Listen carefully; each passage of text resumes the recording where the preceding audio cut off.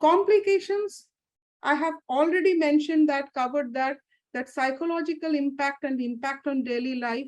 Urinary incontinence, often it is underreported. Unless you ask the patients, they won't tell you, and it is immense pressure on their psychological health.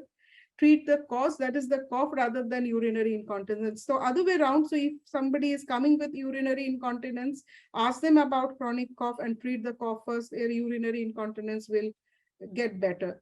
Cough syncope, I have mentioned that it is one thing, it's a major cause of RTA. So ask them not to drive, and diagnose the reason for cough and treat it. So definitely, unless the patient feels completely cough free, they should not drive.